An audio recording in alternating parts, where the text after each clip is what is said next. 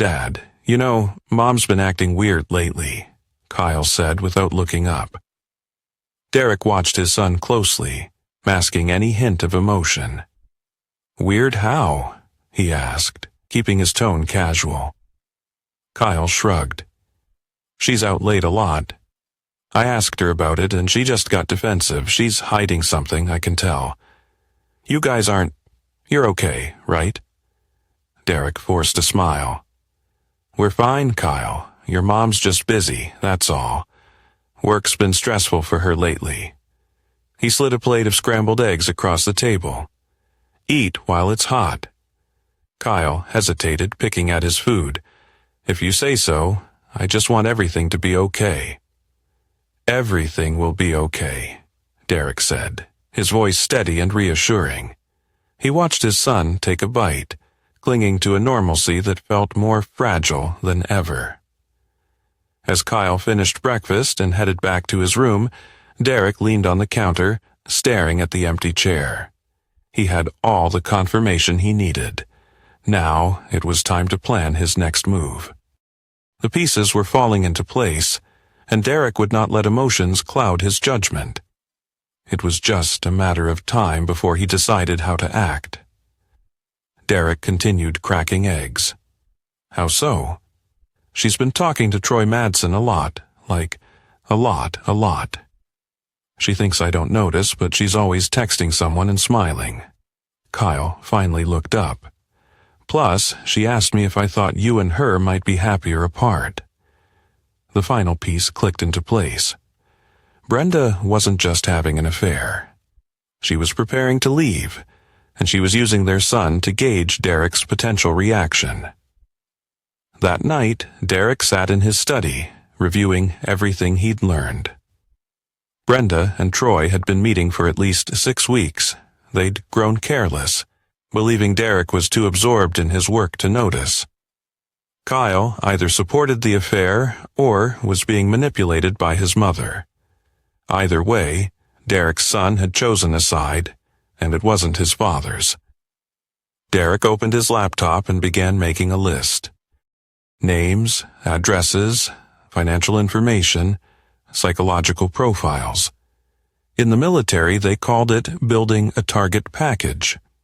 Every successful operation required thorough intelligence gathering and careful planning. By dawn, Derek had outlined a plan that would systematically upend the lives of every person who had betrayed him. The beauty of his approach lay not in its immediate intensity, but in its methodical precision. He would manipulate events so that his adversaries would unravel themselves, never realizing they were following his orchestrated design. Derek Holloway had spent decades learning how to hunt dangerous people in foreign countries. Hunting them in his own backyard would be infinitely easier. The game had begun. Derek's first move was deceptively simple. He started being the perfect husband. For 2 weeks, he brought Brenda flowers, cooked dinner without being asked, and expressed interest in her day with an enthusiasm he hadn't shown in years. Brenda, caught off guard by this sudden attention, became visibly uncomfortable. Derek could see her struggling to reconcile her affair with his newfound devotion. "You don't have to try so hard," she told him one evening as he massaged her shoulders. "We're fine the way we are. I've been thinking about us," Derek replied, his hands working the knots from her neck with practiced skill. "About what we could be. I want to make things better." Brenda tensed. "Derek, I know I've been distant. Work has consumed too much of my time, but I want to change that." He leaned down and kissed the top of her head. "I love you, Brenda. I want to fight for us." The psychological warfare was devastating. Derek watched as guilt and confusion warred across Brenda's face. She'd expected distance, maybe suspicion. Instead, she was receiving the attention she'd longed for, just as she'd committed to leaving him for another man. Meanwhile, Derek was busy with other preparations. He'd maintained contacts throughout the intelligence community, men and women who owed him favors or shared his unique skill set. The stage was set, and Derek was ready to put his plan into motion. A few phone calls brought him access to resources that most people couldn't imagine. His first target was Troy Madsen. Derek's research revealed that Troy's construction business was barely surviving. He'd leveraged everything to buy equipment he couldn't afford, taken on projects beyond his capability, and was 3 months behind on his business loan. Troy was desperate, which made him predictable. Derek created a shell company and approached Troy about a massive renovation project for a private client who demanded absolute discretion. The job would pay $180,000, enough to solve all of Troy's financial problems. There was just one catch. The work had to be completed using specific materials sourced from a particular supplier, and payment would only be made upon completion. The supplier was another shell company controlled by Derek. The materials were legitimate, but came with hidden costs that would bankrupt Troy's business if he couldn't complete the project. More importantly, the chemicals involved in the special paint and sealants had properties that would become relevant later. Troy, desperate and arrogant, signed the contract without proper legal review. He bragged to Brenda about the windfall, telling her they'd soon have enough money to start fresh in another state. Derek listened to their recorded phone conversations with cold satisfaction. Kyle's betrayal required a different approach. Derek had always provided generously for his son's college expenses, but Kyle had developed expensive tastes. Designer clothes, costly gadgets, spring break trips to Mexico, all funded by Derek's consulting income. Kyle took this support for granted while actively working against his father. Derek began monitoring Kyle's social media and discovered his son was involved in activities that would horrify any parent: underage drinking, drug use, and association with a group that had been investigated for hazing incidents. Kyle was also failing 2 of his classes despite Derek paying full tuition. Rather than confronting Kyle directly, Derek started subtly reducing his financial support. A credit card got accidentally frozen. A tuition payment was delayed. Kyle, panicked about maintaining his lifestyle, began calling his mother for additional money. Brenda, already stressed about her double life, became increasingly irritable as Kyle's demands escalated. Derek could hear them arguing through the walls, mother and son fighting over money while planning to abandon the man who provided it. The final piece of Derek's setup involved his own reputation. He began telling carefully selected colleagues about his marital problems, portraying himself as a devoted husband trying to save his relationship. He spoke about Brenda's distance, his suspicions about another man, and his desperate desire to rebuild their connection. Derek knew that seeding this narrative would prove invaluable if things turned ugly in public. He was crafting the image of a man betrayed yet determined to forgive, a foundation that would shield him when the truth finally emerged. By the time Derek's plan reached its next phase, he had constructed a narrative where he was the sympathetic victim trying to save his marriage while his wife and son conspired against him. When the truth eventually emerged, public opinion would be entirely on his side. 3 weeks after discovering the affair, Derek received confirmation that all pieces were in position. Troy had started the renovation project and was already encountering the costly surprises Derek had built into the contract.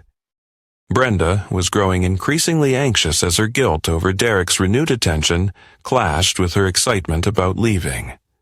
Kyle was drowning in debt and becoming more desperate for money. Derek sat in his study that night, reviewing surveillance photos and financial documents. His enemies had no idea they were already trapped. They thought they were making choices, but Derek was controlling every option available to them. The psychological warfare was about to escalate into something far more dangerous. The explosion happened at 2:17 a.m. on a Tuesday morning. Derek was in his study when the house shook violently. Car alarms erupted throughout the neighborhood as windows rattled in their frames. He walked calmly to the front window and observed a massive fireball consuming what had been Troy Madsen's work truck parked 3 blocks away. Within minutes, sirens filled the night air.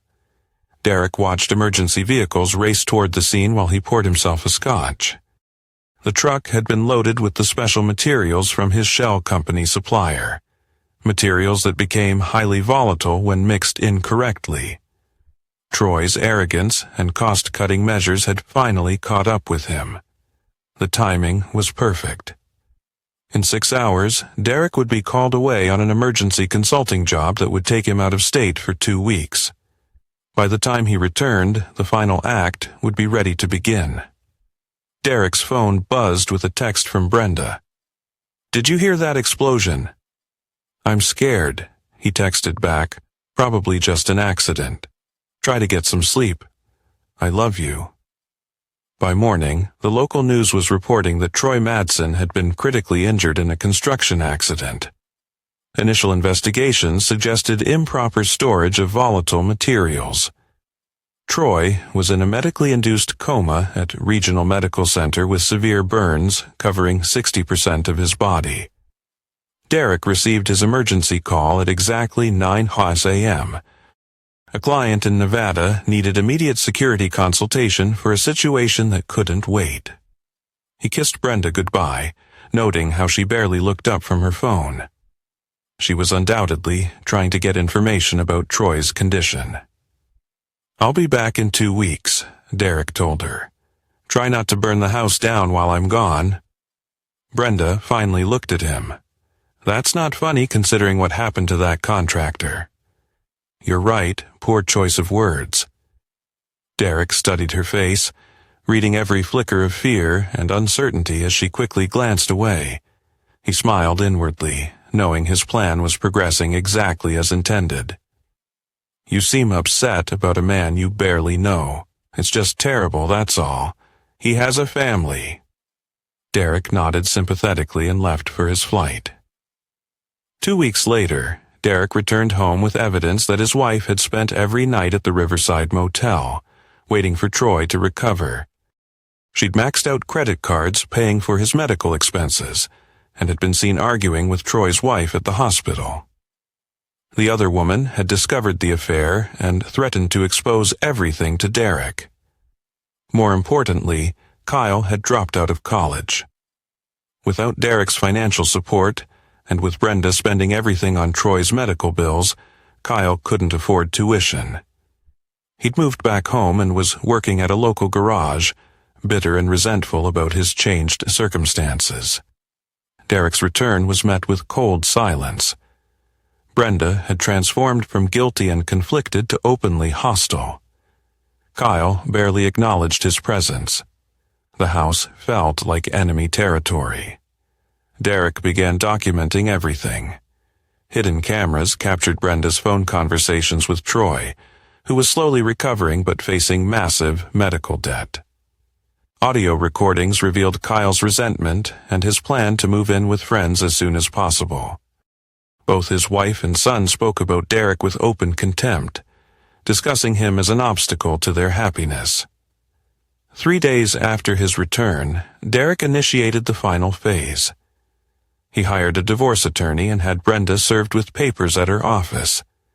He simultaneously filed for emergency custody modification regarding Kyle, citing his son's drug use and academic failure. Most importantly, he activated restraining orders against both Brenda and Kyle, claiming he discovered evidence of planned violence against him. The restraining orders were based on carefully edited recordings and doctored evidence that painted Brenda and Kyle as unstable and dangerous. Derek's reputation in the intelligence community lent credibility to his claims, and judges were inclined to side with caution when dealing with potential domestic violence. When Brenda arrived home that evening, she found Derek calmly packing a suitcase while Kyle laughed in the background. "Get out before I call security," she said coldly, waving the divorce papers. Kyle grinned maliciously, finally getting rid of the deadbeat. Derek quietly took his suitcase and left without a word. He could have explained that the restraining orders gave him legal grounds to have them both arrested if they remained in the house. He could have mentioned that his divorce attorney had frozen their joint accounts and filed liens against Brenda's assets. He could have revealed that Kyle was about to be expelled from his community college for unpaid debts. Instead, Derek drove to a hotel and waited. 2 hours later, the convoy arrived. Federal agents, local police, and specialized security personnel surrounded the house. Derek watched from his car as the lead officer knocked on the door. "Ma'am, this property is now under federal protection. You have 10 minutes to evacuate." Through his surveillance equipment, Derek heard Brenda scream into her phone, "What the heck did you do?" But Derek wasn't there to answer. He was already planning the next move in a game that his enemies were finally beginning to understand they could never win. Derek's hotel room resembled a military command center. 3 laptops displayed surveillance feeds, financial records, and communication intercepts. Wall-mounted monitors showed news coverage of the federal protection incident, while encrypted phones connected him to contacts across multiple government agencies. The truth behind the federal intervention was both simpler and more complex than anyone imagined. Derek hadn't fabricated a terrorist threat or invented foreign espionage. Instead, he'd exploited an existing investigation that most people had forgotten about. 2 years earlier, Derek's consulting firm had provided security analysis for a Department of Homeland Security investigation into potential vulnerabilities in local infrastructure. The study had identified several high-value targets, including the power grid, water treatment facilities, and telecommunications hubs. One recommendation had been to establish protocols for protecting key personnel who might become targets of foreign agents seeking to exploit infrastructure weaknesses. Derek's house, due to his intelligence background and current consulting contracts, had been designated as a potential target location, requiring federal protection if credible threats emerged. The designation had been buried in classified paperwork and forgotten by everyone except Derek. 3 months ago, Derek had begun feeding carefully crafted intelligence reports to his government contacts. Anonymous tips about suspicious individuals conducting surveillance of infrastructure targets. Intercepted communications suggesting foreign interest in local facilities. None of it was false. Derek simply aggregated real intelligence and pointed it toward his own neighborhood. When federal agents monitored the area, they observed Troy Madsen's truck parked near a telecommunications facility on multiple occasions. They documented Brenda's frequent visits to the Riverside Motel, which happened to be located adjacent to a power substation. They noted Kyle's association with a group of college students whose social media posts included photos taken near sensitive locations. Derek's enemies had unknowingly created a pattern that appeared consistent with foreign surveillance operations. The explosion of Troy's truck, loaded with industrial chemicals, had triggered automatic protection protocols. Federal agencies moved to secure the area and evacuate potential targets. Brenda and Kyle found themselves homeless, but that was only the beginning of their problems.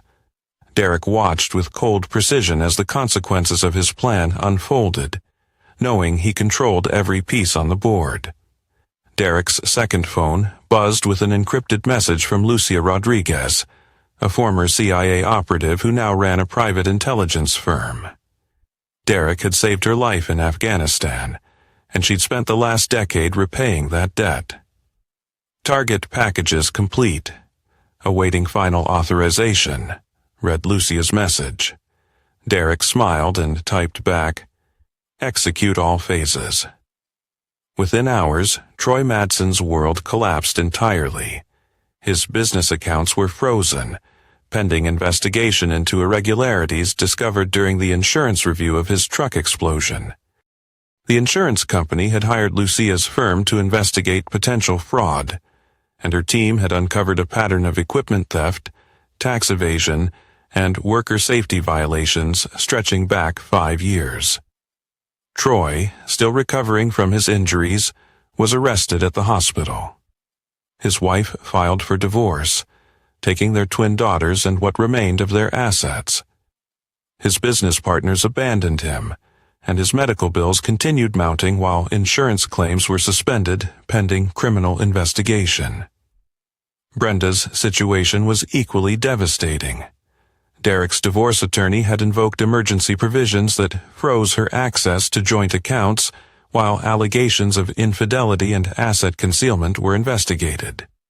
Her employment was terminated when her insurance company discovered she'd been using company resources to investigate Derek's background, an invasion of privacy that violated multiple professional ethics regulations. The Riverside Motel became uninhabitable when health inspectors acting on anonymous tips discovered extensive code violations. The building was condemned, and several guests were treated for exposure to toxic mold. Brenda, who'd been staying there since the evacuation, was forced to seek shelter with distant relatives who barely tolerated her presence. Kyle's descent was the most satisfying for Derek to observe. Without family financial support, Kyle had borrowed money from dangerous people to maintain his lifestyle. When Derek's contacts in local law enforcement began investigating Kyle's college friend group, several members were arrested on drug possession charges. Kyle, desperate to avoid prosecution, agreed to provide information about his associates' activities. The problem was that Kyle knew nothing useful, and his new friends in the criminal underworld didn't appreciate informants. Derek watched through surveillance cameras as Kyle moved from one temporary location to another, looking over his shoulder constantly and growing more paranoid with each passing day. Derek's phone rang with a call from his attorney. "The federal protection order expires in 72 hours, the lawyer reported. "Your wife's attorney is demanding access to the house for property removal." "Denied," Derek replied. "File for extension based on ongoing security concerns." "Derek, we need to talk about your endgame here. This level of federal involvement is raising questions." Derek leaned back in his chair, anticipation building. He knew his every move was under scrutiny, yet he relished the challenge of staying one step ahead. The storm he had unleashed was reaching its peak, and he would see it through to the very end. "People are starting to wonder." Derek ended the call. His attorney was becoming nervous, which meant the man was starting to understand the scope of Derek's capabilities. That made him a potential liability. Derek's final phone buzzed with a message from Kyle. "Dad, I need help. People are trying to hurt me. Mom won't answer her phone. Please." Derek stared at the message for a long moment, then deleted it without responding. His son had made his choice when he laughed about getting rid of his father. Brenda had made her choice when she decided Troy Madsen was worth more than 16 years of marriage. Troy had made his choice when he decided to pursue another man's wife. Derek's choices had been made long ago in places where mercy was weakness and forgiveness was too risky to offer. He'd spent decades learning that some people were predators and others were prey. When you showed predators mercy, they interpreted it as weakness and attacked again. None of his adversaries would receive a second chance to betray him. The real game was just beginning. Derek's war room had expanded to encompass the entire hotel suite. Financial records covered every surface. Surveillance photos lined the walls, and multiple phone lines buzzed with constant updates from his network of contacts. He'd transformed from a betrayed husband into something far more dangerous, a predator with unlimited resources and no moral constraints. Brenda's attempt to fight back had been pathetically predictable. She'd hired a private investigator to dig into Derek's background, hoping to find evidence of infidelity or financial misconduct. The investigator, a former police detective named Carl Washington, had lasted exactly 3 days before Derek's countermeasures destroyed his career.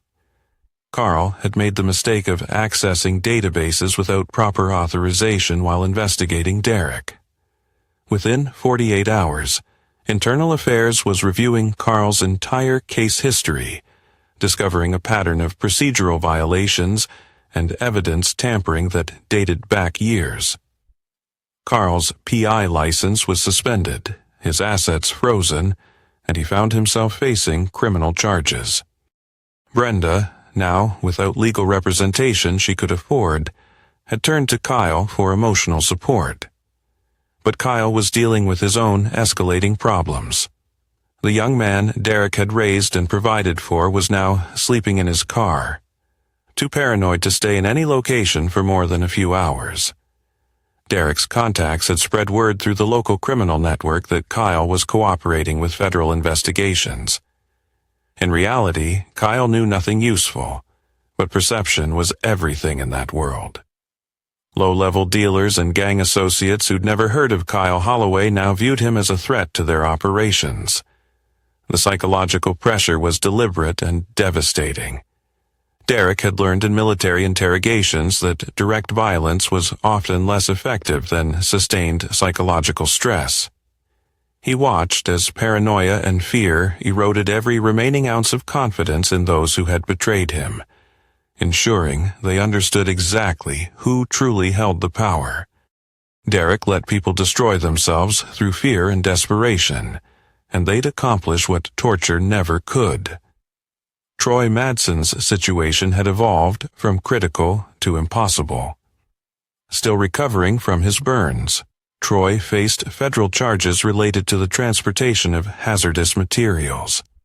The explosion had been reclassified as an act of criminal negligence after investigators discovered Troy had ignored multiple safety protocols. More damaging was the revelation that Troy's construction company had been systematically defrauding clients. Derek's shell company had provided investigators with detailed records of overcharging, substandard materials, and building code violations. What appeared to be a spontaneous investigation was actually the result of Derek's careful documentation over months of planning. Troy's wife had not only filed for divorce, but was cooperating with prosecutors in exchange for immunity from charges related to the business fraud. She'd provided investigators with records showing that she'd been aware of Troy's illegal activities and had helped conceal assets from the IRS. The irony was exquisite. Troy had destroyed his marriage pursuing Brenda, only to have his wife destroy him in return. Derek's phone buzzed with an encrypted message from Lucia Rodriguez. Phase 3 complete. Targets are isolated and vulnerable. Ready for final phase? Derek typed back, "Not yet. Let them suffer longer." The suffering was indeed intensifying. Brenda had been evicted from her relative's home after Kyle's criminal associates were spotted surveilling the property. The family had decided that harboring Brenda wasn't worth the risk to their own safety. Brenda was now staying at a women's shelter, working a minimum-wage job at a convenience store, and walking to work because she couldn't afford car repairs. The woman who'd once enjoyed middle-class comfort and security was learning what desperation felt like. Kyle's situation had become truly dangerous. Derek's surveillance showed his son being followed by multiple groups.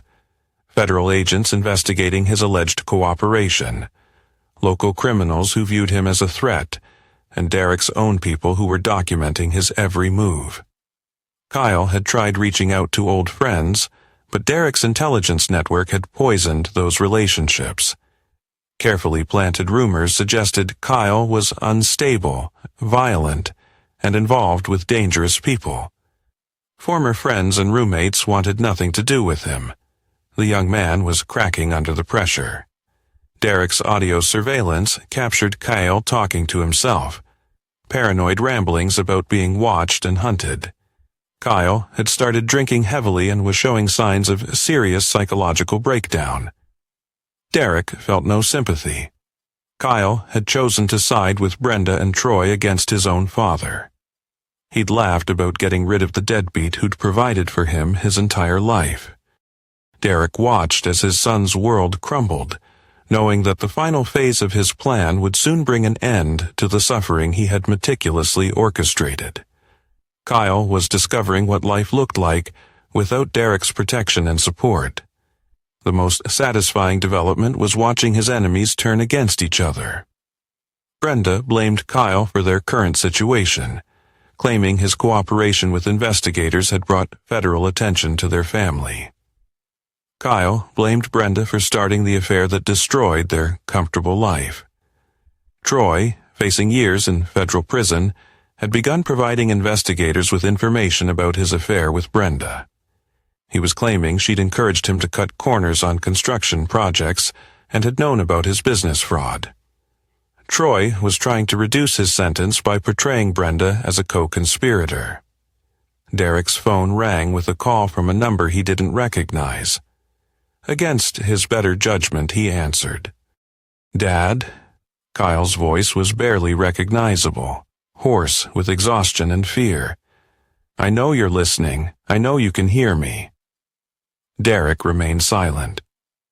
"I know what you're doing," Kyle continued. "I know you're behind all of this. Please, just stop. I'm sorry. I'm sorry for everything." Derek ended the call and immediately contacted his technical team to trace the number. Kyle had used a burner phone purchased with cash, showing he'd learned something about operational security, but it was too little, too late. Derek's war had entered its final phase. His enemies were broken, isolated, and turning against each other. Soon, it would be time to appear in person and deliver the final blow. But first, they needed to suffer just a little bit longer. The federal protection order expired on a Tuesday morning, exactly 3 weeks after Derek's enemies had demanded his eviction. He returned to his house to find it exactly as he'd left it. Every possession in place, every room undisturbed. The federal agents had protected his property better than any security system could have. Derek spent the morning reviewing final reports from his network. The intelligence was overwhelming. Brenda was living in a shelter. Kyle was sleeping in his car. Troy was facing 20 years in federal prison. His enemies were destroyed. But Derek wasn't finished. Destruction wasn't enough. He wanted acknowledgement, confession, and absolute surrender. His first visitor arrived at 2 p.m. Kyle stood on the front porch, looking like a ghost of the arrogant young man who'd laughed about getting rid of his father. 3 weeks of constant fear had aged him years. His clothes were dirty, his face gaunt, and his hands shook with exhaustion. Derek opened the door but didn't invite Kyle inside. "I know what you did," Kyle said without preamble. "I know you planned all of this." "Did I?" Derek's voice was calm, emotionless. "Seems like you and your mother created your own problems. The federal agents, the investigation, Troy's accident. You orchestrated everything." Kyle's voice cracked. "I've been thinking about it for weeks. The timing was too perfect. You set us up. You destroyed us. Why? Why go through all this?" Derek studied his son's face. Kyle had always been intelligent, but that intelligence had been wasted on entitlement and selfishness. 3 weeks of survival had apparently focused his mind. "Even if that were true," Derek said slowly, "why would you think I'd help you now?" "Because I'm your son," Kyle pleaded. Derek felt something cold and final settle in his chest. "You were my son. You chose to side with the people who betrayed me. You laughed when they threw me out of my own house. I was angry. I didn't understand. You understood perfectly. You thought your mother and her companion were going to provide a better life than I could. You were wrong." Kyle's face crumpled. "I'm sorry. Dad, I'm so sorry. I made a mistake. Please." Derek stepped back and began closing the door. "Mistakes have consequences. You're living with yours." "They're going to hurt me," Kyle shouted as the door closed. "The people you sent, they're going to hurt me." Derek locked the door and walked away. Kyle pounded on the wood for several minutes before giving up. Through surveillance cameras, Derek watched his son stumble back to his battered car and drive away. An hour later, Brenda arrived. She looked worse than Kyle. The woman who'd once taken pride in her appearance now wore thrift store clothes and carried herself with the defeated posture of someone who'd lost everything. But her eyes still held defiance. "You destroyed my life," she said when Derek opened the door. "You destroyed your own life. I just documented the process. Troy could die in prison. Kyle is having a nervous breakdown. All because you couldn't handle me finding someone who actually cared about me." Derek studied her face, searching for any sign of the woman he'd once loved. She was gone, replaced by someone who blamed others for the consequences of her own choices. Troy is in prison because he's a criminal. Kyle is having a breakdown because he's weak. You're homeless because you chose to betray the man who provided for you. Derek replied, his voice steady. "I didn't create any of those problems. I just stopped protecting you from the consequences. We were unhappy. You were never here, never present. I found someone who... You found someone who told you what you wanted to hear while planning to leave his own wife and children. Troy wasn't rescuing you, Brenda. He was using you." The truth hit her like a physical blow. Derek could see the realization forming. Troy had never intended to leave his family permanently. The affair had been temporary comfort, not a new beginning. "You could have just divorced me," Brenda whispered. "You didn't have to destroy everyone." "I could have, but you chose to involve Kyle in your betrayal. You chose to turn my son against me. That made it personal." Derek stepped back and began closing the door. "Don't come here again. You're not welcome." "Derek, please, I know you're angry, but I'm not angry. Anger is an emotion for people who still care." With that, Derek closed the door, leaving Brenda alone on the porch, her world finally silent. "You and Kyle and Troy are just problems I solved." The door closed with finality. Derek returned to his study and reviewed the surveillance feeds. Both Kyle and Brenda had left the property, but they'd be back. Desperate people always came back, hoping for mercy from the people they'd wronged. His phone buzzed with a message from Lucia Rodriguez. "Local law enforcement requesting federal assistance with Kyle Holloway investigation. Multiple agency interest." Derek typed back, "Approved. Let them find him." The net was closing completely. Kyle's paranoid behavior and association with criminal elements had attracted genuine law enforcement attention. His own choices were driving him toward arrest, or worse. Derek poured himself a scotch and sat in his leather chair, surrounded by the evidence of his victory. 16 years of marriage, 19 years of fatherhood, and a lifetime of loyalty had been repaid with betrayal and mockery. His enemies had demanded he leave his own house. Now they were learning what life looked like when Derek Holloway stopped protecting them from the world's cruelties. The game was almost over. Derek's doorbell rang at 3 a.m., accompanied by desperate pounding that echoed through the house. He checked the surveillance feed and saw Kyle and Brenda standing together on his porch, both looking desperate and terrified. Kyle was bleeding from a cut on his forehead, and Brenda's clothes were torn. Derek activated the intercom system. "Go away. Dad, please." Kyle's voice was raw with panic. "They tried to kill me tonight. Brenda pulled me out of the car before they could finish. We need help. Whatever you think of us, we're still family." Derek considered his options. His enemies were broken, desperate, and finally willing to acknowledge their complete dependence on him. This was the moment he'd been orchestrating for months. He opened the door. Kyle collapsed against the door frame, exhaustion overcoming adrenaline. They put a bomb under my car. If Mom hadn't seen the wires. Derek examined Kyle's injury with clinical detachment. The cut was superficial, but it had bled impressively.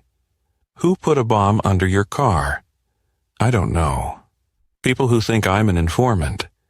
People who want me dead because of something you did. Kyle's eyes held a mixture of fear and accusation. Derek guided them into the living room and closed the door.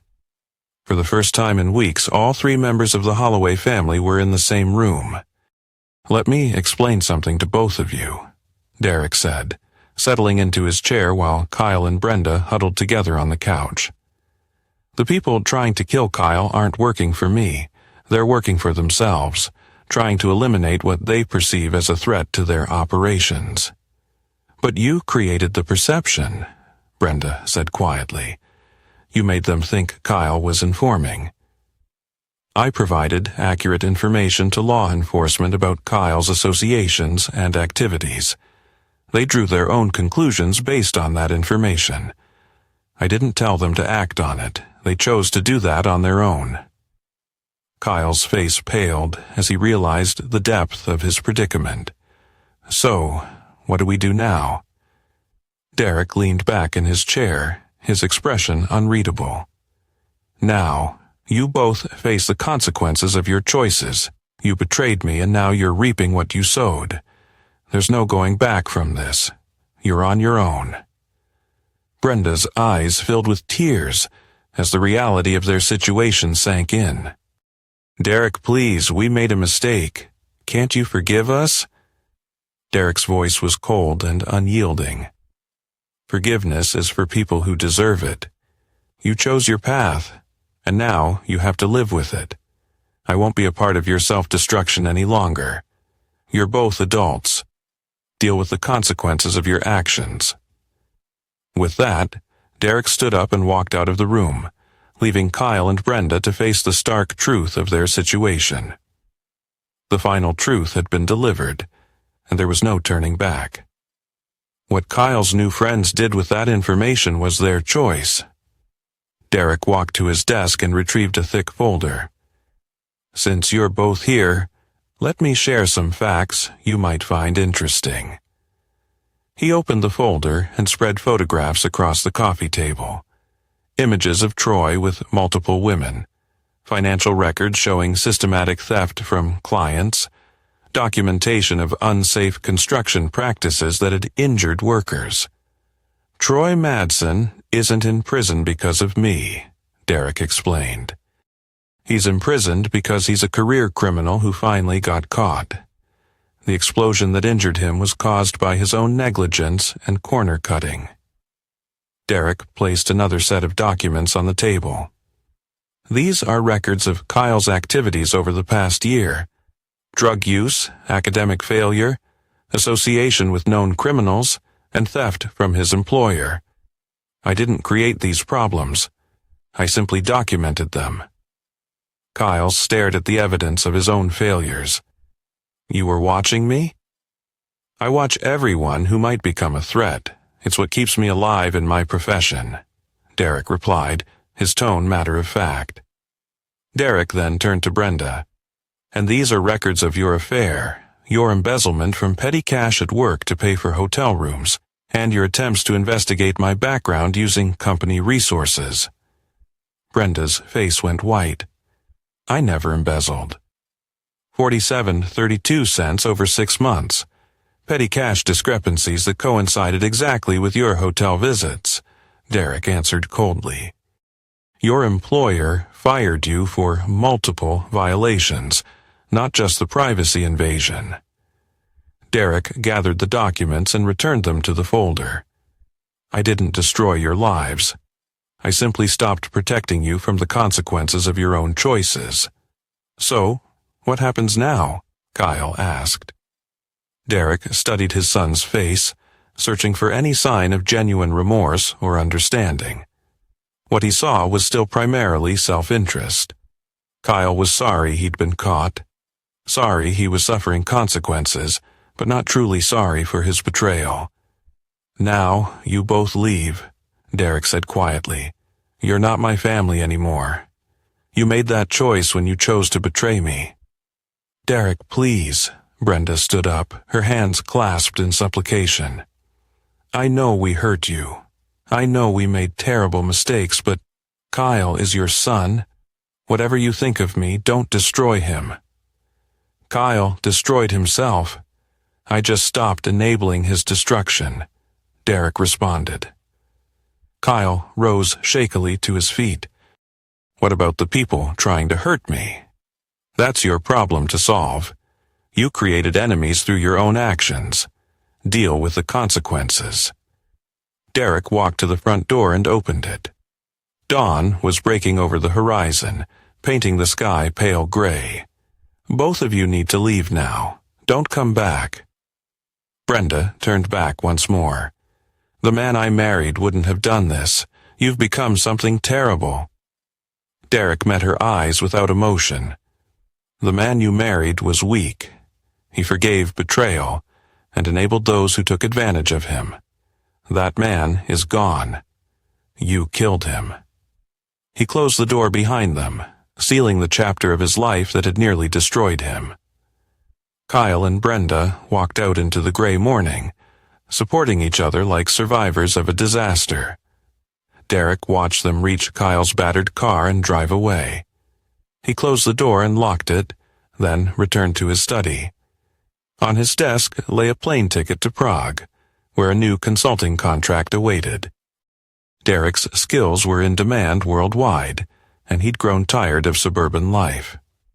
His phone buzzed with a final message from Lucia Rodriguez. Cleanup complete. All loose ends resolved. Derek deleted the message and began packing. The house would be sold, the proceeds transferred to offshore accounts. Kyle and Brenda would never find him again. As Derek packed his clothes, he reflected on the lessons of the past months.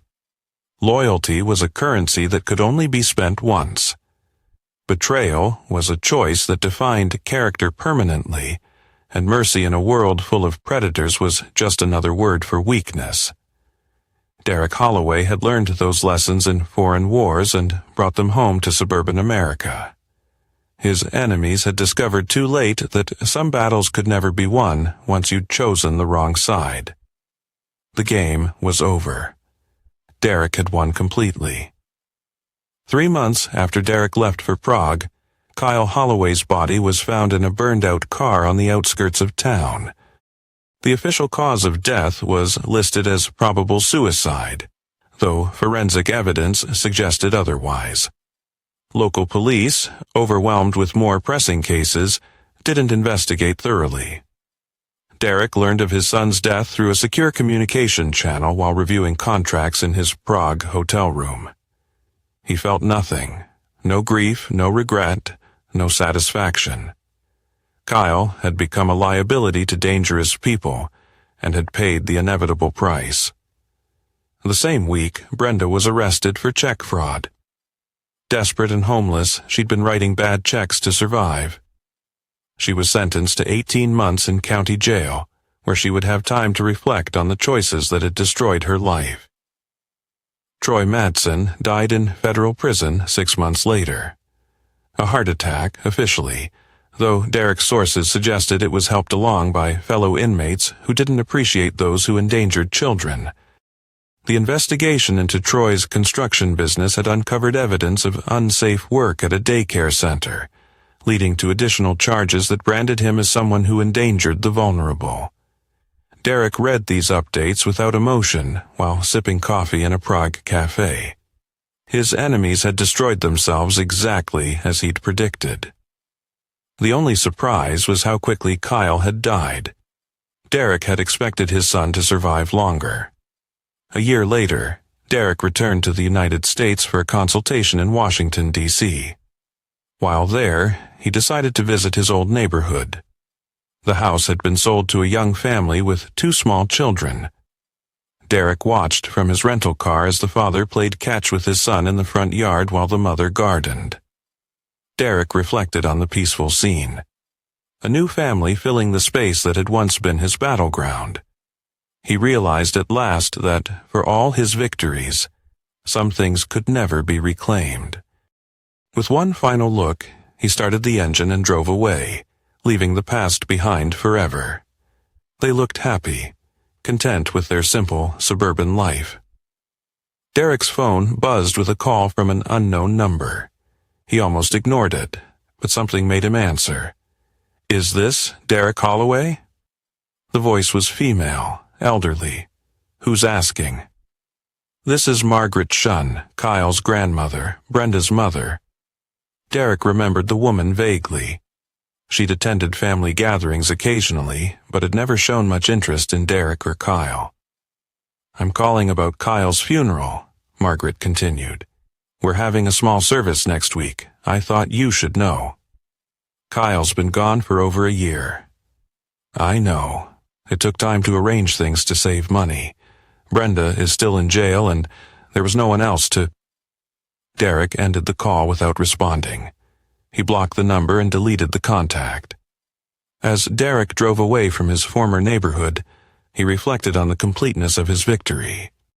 His enemies were dead, imprisoned, or forgotten. The house where they'd betrayed him now sheltered a family that would never know its history. Derek had learned long ago that the world was divided into predators and prey. Those who showed mercy to predators invariably became prey themselves. Kyle and Brenda had been predators who'd mistaken Derek's civilized behavior for weakness. They discovered their error too late. Derek's phone buzzed with a message about a new contract in Eastern Europe.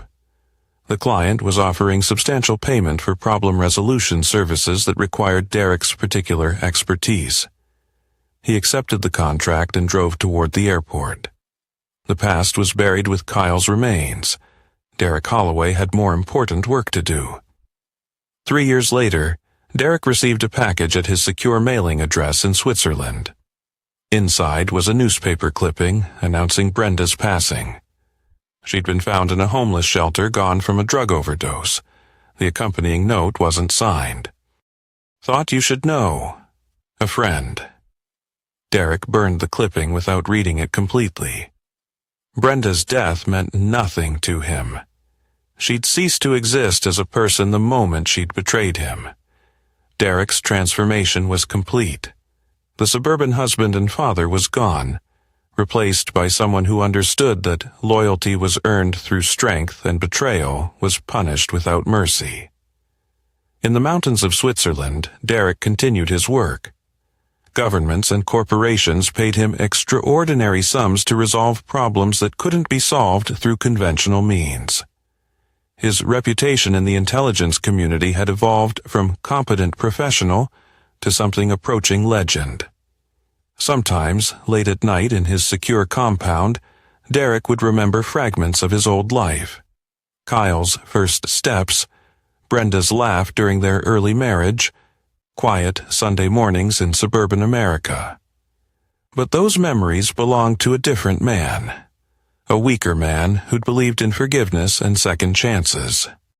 Derek Holloway had chosen strength and survival. In his world, only the strong endured, and the past was nothing more than a shadow best left behind. Derek had learned that such beliefs were luxuries that predators exploited and prey couldn't afford. The hunter had emerged victorious, and the prey had learned too late that some games could only end one way.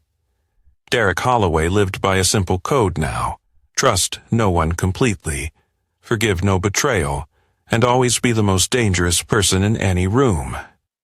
It was a philosophy that had served him well in the darkness beyond suburban comfort, and it would serve him until the day he died. 5 years after the destruction of his family, Derek Holloway sat in a Swiss cafe reading about a case that reminded him of his own story. A businessman in Chicago had discovered his wife's affair and was seeking revenge through the legal system. The man was making mistakes Derek had avoided, acting emotionally, telegraphing his moves, and trusting the system to deliver justice. Derek felt no urge to intervene or offer advice.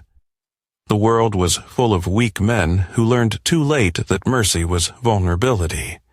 This particular businessman would likely lose everything because he couldn't commit to the ruthlessness that victory required. Derek's phone buzzed with an encrypted message from his current client, a Fortune 500 CEO whose business partner had been embezzling millions. The partner was now missing along with his family and would never be found. Derek's methods had evolved far beyond the psychological warfare he'd used against Kyle and Brenda. Sometimes Derek wondered if he'd become something monstrous, but the thought never troubled him for long. Monsters were creatures that acted without reason or purpose. Derek acted with perfect clarity and absolute necessity. The world had taught him that predators respected only superior predation. That evening, Derek received an unexpected visitor at his compound. Lucia Rodriguez arrived unannounced, carrying a bottle of expensive whiskey, and wearing an expression Derek couldn't read. "I have news you're not going to like," she said without preamble. Derek poured 2 glasses and waited. "Margaret Chun is writing a book about Kyle's passing. She's been investigating what really happened to her grandson, and she's getting close to the truth." Derek sipped his whiskey calmly. "How close?" "Close enough to be dangerous. She's connected Kyle's demise to your consulting work, identified some of your shell companies, and documented the timeline of events surrounding the affair. She's also been in contact with journalists." Derek set down his glass. Margaret Chun was Kyle's maternal grandmother, an elderly woman who'd shown little interest in her grandson while he was alive. But grief could motivate people in unexpected ways. "Recommendations?" Derek asked. "She's 73 years old, lives alone, and has no family left except some distant cousins. A natural death wouldn't raise suspicions." Derek considered the options. As he weighed the next steps, the room remained silent except for the ticking of a clock. A stark reminder that even the most seasoned predator could never let his guard down. Margaret Chun posed a real threat to his operational security, but she was also a grieving grandmother, trying to find meaning in her family's destruction. Eliminating her would be operationally sound, but Derek always preferred other options if they existed.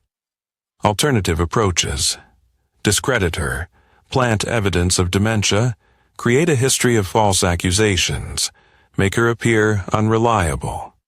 The book would become the ravings of a senile old woman seeking someone to blame for her family's self-destruction. Derek nodded. "Implement the alternative. If it fails, we'll reconsider permanent solutions." Lucia finished her whiskey and stood to leave. "You know, Derek, sometimes I wonder if we've gone too far. Kyle was just a kid who made bad choices." Derek met her eyes without flinching. Kyle was 19 years old enough to vote, serve in military combat, and choose loyalty over betrayal. He chose betrayal and paid the price. And Brenda was a predator who tried to destroy me using my own son as a weapon. Her fate was irrelevant. Lucia nodded and walked toward the door. "I'll handle the grandmother situation. But Derek, consider that someday someone might decide you're the monster that needs to be stopped." Derek watched her leave, then returned to his study. Lucia's warning was prescient but irrelevant. Derek had long ago accepted that his path would eventually lead to a violent end. The only question was whether he'd die as predator or prey. 6 months later, Margaret Chun's book was published by a small press and dismissed by reviewers as a conspiracy theory. The elderly woman was portrayed in media coverage as a grieving relative who'd created elaborate fantasies to cope with her family's collapse. She passed away from a stroke 3 weeks after the book's release, taking her secrets to the grave. Derek never read the book, but Lucia's team ensured that every copy was quietly removed from circulation within a year. The official narrative remained unchanged. Kyle Holloway had destroyed himself through poor choices. Brenda had been lost to addiction and homelessness, Derek had simply moved on with his life. The truth was buried with the people who'd lived it. Derek continued his work across Europe and Asia, building a reputation that earned him contracts from governments and corporations that needed problems resolved permanently. He accumulated wealth, power, and respect from people who understood that some services couldn't be purchased through conventional channels. But late at night, in the silence of his secure compound, Derek sometimes remembered the man he'd been before. Kyle's laughter and Brenda's betrayal had transformed him. That man had believed in forgiveness, second chances, and the possibility of redemption. Derek felt a faint nostalgia for those beliefs, even as he acknowledged the world had taught him that forgiveness could be fatal. Second chances were invitations for further betrayal, and redemption was a luxury only the vulnerable could afford. The world belonged to the hunter, and Derek had never forgotten it. Derek Holloway had become exactly what the world required him to be, a predator so dangerous that other predators gave him respectful distance. His enemies were dead or forgotten. His reputation was unassailable, and his skills were in constant demand. Some might call him a monster, but Derek preferred to think of himself as evolution in action. The weak perished, the strong survived, and the strongest thrived by understanding that mercy was just another word for defeat. Derek had learned that lesson in a suburban house where his wife and son had laughed about disposing of him. Now, he carried that lesson into a world where such knowledge was the difference between hunter and prey. The game was never truly over. There were always new enemies to destroy, new betrayals to punish, and new predators who needed to learn why Derek Holloway was the most dangerous man they'd ever encounter. Derek was no longer capable of forgiveness, but he was supremely capable of survival. In a world full of predators, that was the only skill that truly mattered. The hunter remained undefeated, and his prey had learned too late that some men could never be betrayed twice.